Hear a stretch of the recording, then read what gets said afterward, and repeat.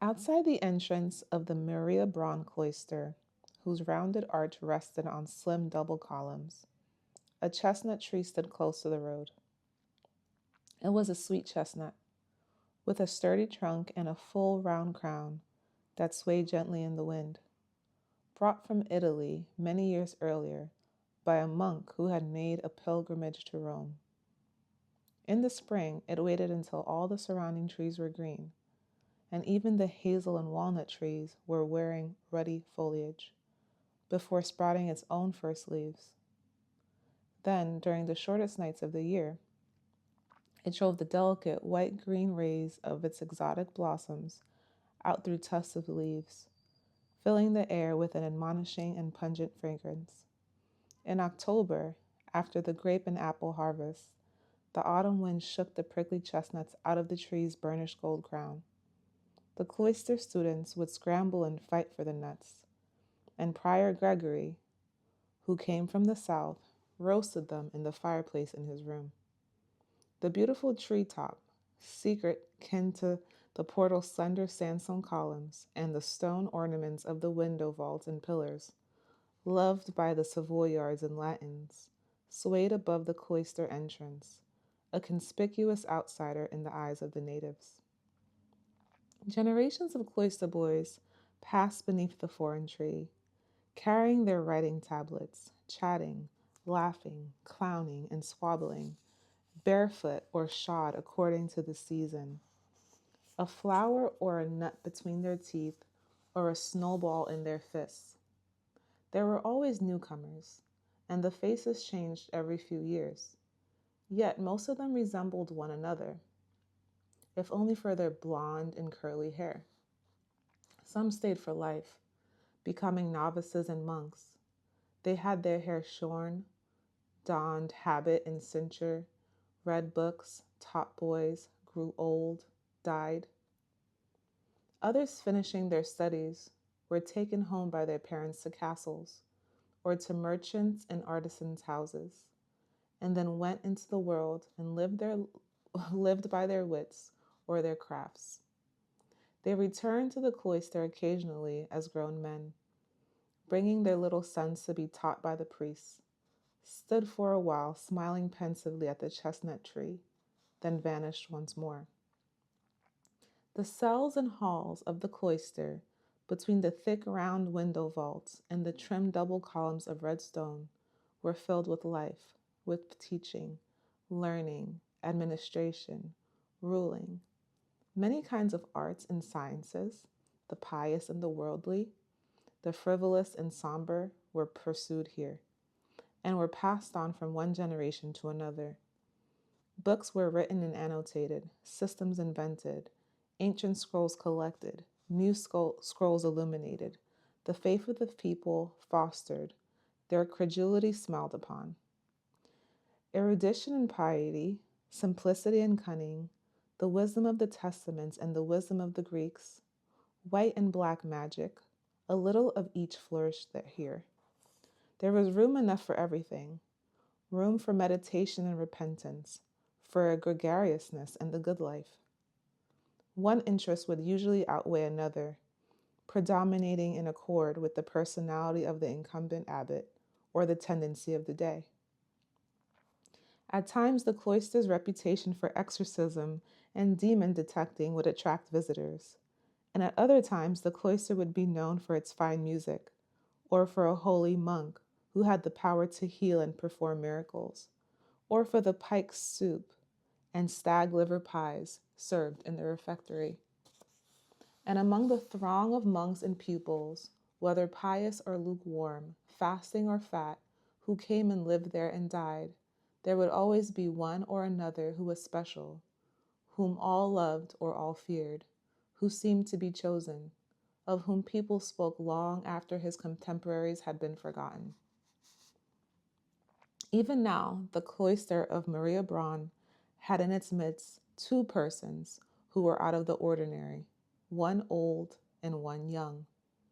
Among the many brethren who flocked to the dormitories, chapels, and classrooms were two of whom all were aware, whom all respected, Abbot Daniel and brother Narcissus.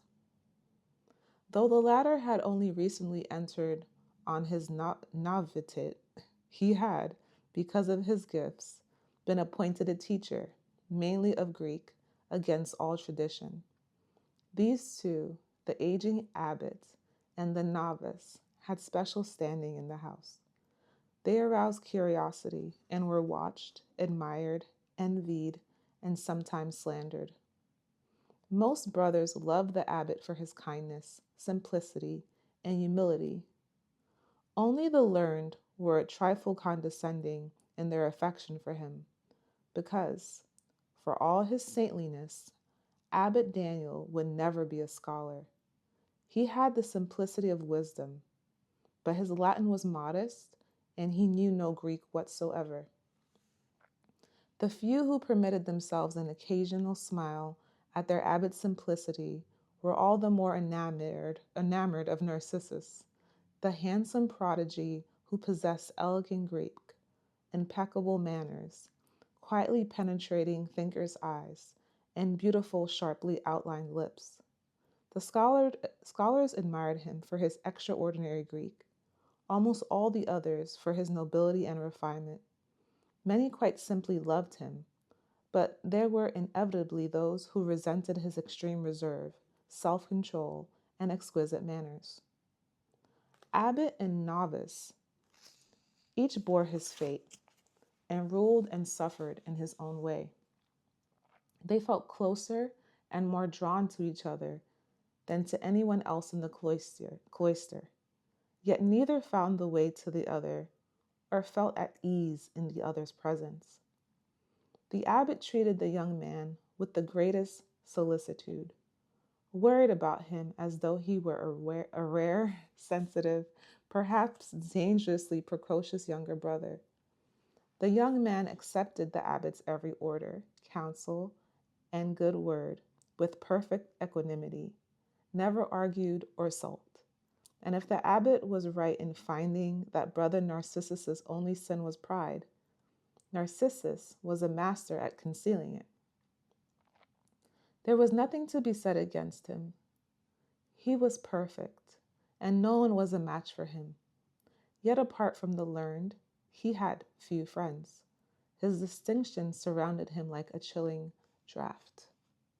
Once, after confession, the abbot said to him, "Narcissus, I admit that I am guilty of having judged you harshly. Often I have considered you arrogant, and perhaps I have done you an injustice.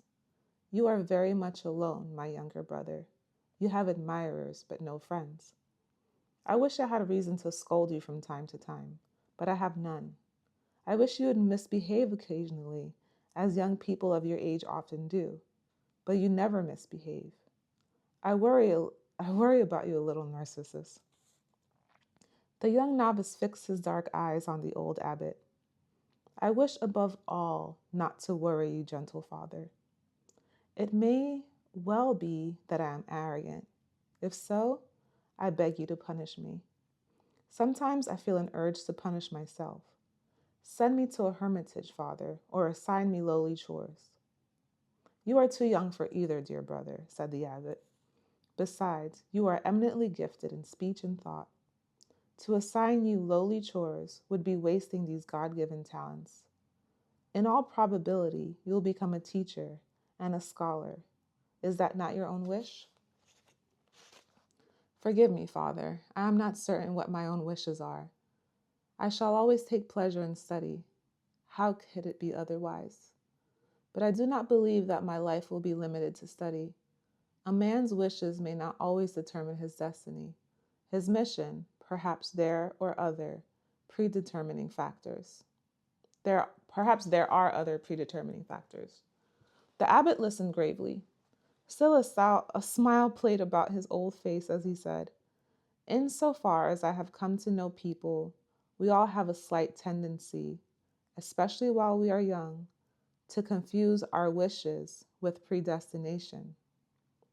But tell me, since you believe that you have foreknowledge of your destiny, tell me what you believe yourself destined for." Narcissus let his dark eyes close until they disappeared in the shadows of his long black lashes. He did not answer. "Speak, my son," the abbot ordered after much waiting. In a low voice, his eyes on the ground, Narcissus began. "I believe, gentle father, that I am destined above all else for cloister life. I believe that I shall become a monk, a priest, a prior, perhaps an abbot. I do not believe that this is because I wish it. I do not wish for offices. They will be laid upon me." Both were silent for a long time. "What gives you this belief?" the old man asked hesitantly. "What talent is there in you, other than learning, that expresses itself in this belief?" "It is a capacity to sense the characters and destiny of people," Narcissus said slowly. "Not only my own destiny, but that of others as well. It obliges me to serve others by ruling over them. Were I not born for cloister life, I should have to perhaps become a judge or a statesman." "Perhaps," nodded the abbot. "Have you tested your capacity to recognize people's characters and destinies? Have you examples?" "I have." "Are you willing to give me an example?" "I am." "Very well. Since I do not wish to pry into the secrets of your brothers without their knowledge, you might perhaps tell me what you think you know about me, your Abbot Daniel." Narcissus raised his lids and looked the abbot in the eye. "Is that an order, gentle father?" "An order." "I find it difficult to speak, father." "And I, my young brother, I find it difficult to force you to speak, and yet I do. Speak." Narcissus bowed his head and said in a whisper, "I know little of you, gentle father. I know that you are a servant of God, who would rather watch over goats and ring the bell in a hermitage and listen to peasants' confessions than head a large cloister. I know that you have a special love for the Holy Mother of God, and that most of your prayers are addressed to her. Occasionally, you pray that Greek and similar subjects are studied in this cloister do not lead to the souls in your care into confusion and danger. Occasionally, you pray for continued patience with Prior Gregory. Sometimes you pray for a gentle end, and I think that your prayer will be heard and that your end would be gentle." It was very still in the abbot's small office. At last, the old man spoke. "You are a romantic, and you have visions," said the old gentleman in a friendly voice. "But even pious, friendly visions may trick us. Do not rely on them any more than I rely on them. Can you see, my romantic brother, what I think about this matter in my heart?" "Father, I can see that you have that you have very friendly thoughts about it. You are thinking the following: this youthful scholar is slightly in danger. He has visions. Perhaps he meditates too much. Perhaps I could impose penance on him. It would do him no harm. But the penance that I shall impose on him, I will also impose on myself. That is what you are thinking." The abbot rose and smiled. He waved to the novice to take his leave. "All right," he said. "Do not take your visions altogether too seriously, my young brother. God demands much else of us besides visions. Let us assume that you have flattered an old man by promising him an easy death. Let us assume that, for an instant, the old man was glad to hear this promise. That is sufficient for now. You will say a rosary tomorrow morning after Mass. You will say it humbly and with devotion, not superficially, and I shall do the same. Go now, Narcissus. There have been words enough." On another occasion, Abbot Daniel had to settle a disagreement between the youngest of the teaching fathers and Narcissus on the point of the teaching method.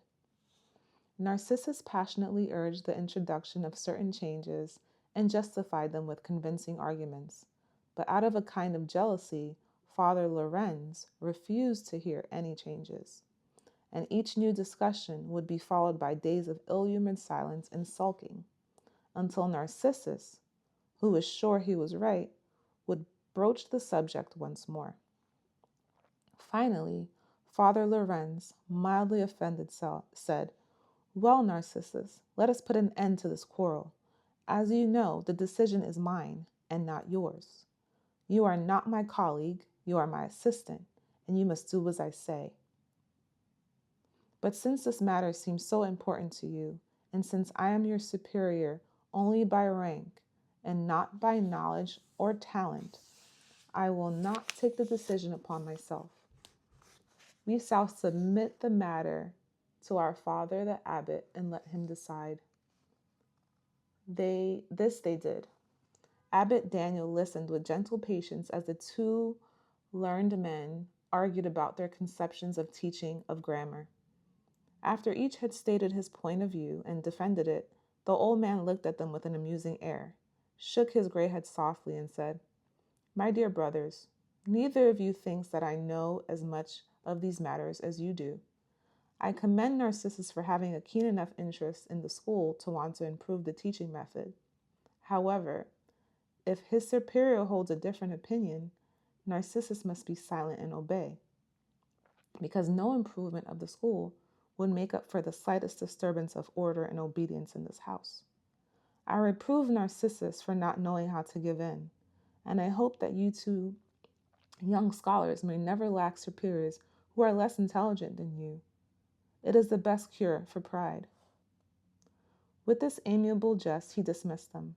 But during the next few days, he did not forget to keep an eye on the two teachers to see if harmony had been restored. And then it happened that a new face appeared in this cloister, which had seen so many faces come and go.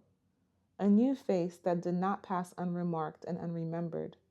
An adolescent, previously enrolled by his father, arrived one day in spring to study at the cloister school.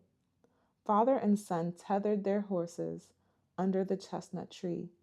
The porter came out to meet them. The boy looked up at the tree, still bare with winter. "I've never seen a tree like that," he said. "What a strange, beautiful tree. I wonder what it is called." The father, an elderly gentleman with a worried, slightly pinched face, paid no attention to his son's question. But the porter, who liked the boy, immediately told him the tree's name. The young man thanked him in a friendly voice, held out his hand, and said, "I am Goldmund. I'll be going to school here." The porter smiled and led the newcomers through the portal and up the wide stone steps.